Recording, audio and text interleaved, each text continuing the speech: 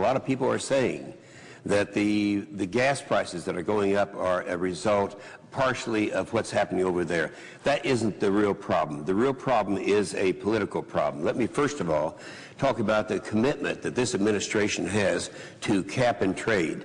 Some people who have been around for a while can remember that way back at the Kyoto Treaty, I kind of led the opposition to ratifying that treaty, and then later on, for the next 10 years, they tried to pass cap and trade legislation.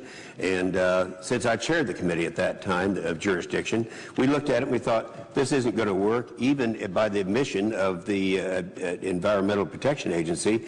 If we were to pass something like this in the United States, it wouldn't have any effect on reducing greenhouse gases. So I just would say this, something's happening this morning over in the House. They're looking at this issue, and we have introduced a legislation that has said that the EPA does not have the jurisdiction to regulate greenhouse gases, and I'll get to that in just a minute.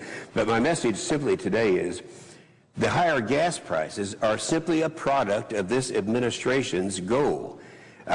Just a minute ago, the minority leader said something that he quoted Stephen Chu, Secretary of Energy, and in that quote he said, quote, somehow we have to figure out a way to boost the price of gasoline to the levels in Europe. You know what it is right now in Europe, Mr. President?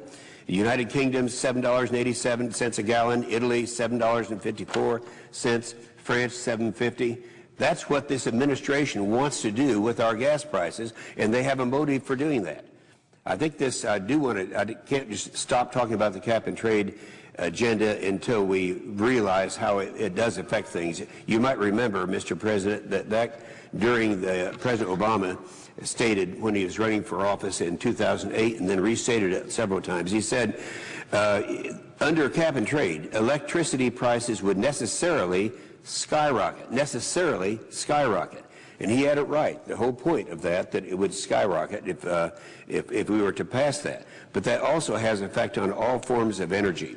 The House Energy and Power Subcommittee is voting this morning on the Energy Tax Prevention Act, which I introduced in the Senate, and it's introduced by Congressman Upton in the House. Now, the bottom line of the Energy Prevention Act is the EPA to make it so that they do not have the jurisdiction to do what they couldn't do legislatively. Let's remember what they tried to do, starting with the Kyoto Treaty and all the way up to for the following 10 years, they tried to pass in 2003 and 2005 and 2008 and 2009 a similar type of cap and trade.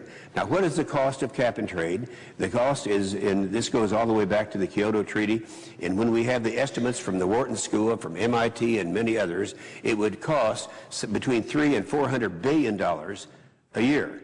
Now, what that translates in my state of Oklahoma to $3,000 a year for each family who files a tax return. Now, what do you get for it? As I said a minute ago, by the admission of the Obama EPA, and that's Lisa Jackson, in response to a question that I asked it live on TV, that it's going to be, it wouldn't, I said, what effect would this have on worldwide emissions of CO2?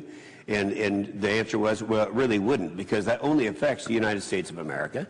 Now, here's the reality. It could actually increase it, because as our jobs go overseas, they go places like China and Mexico, in places where there are fewer emission controls.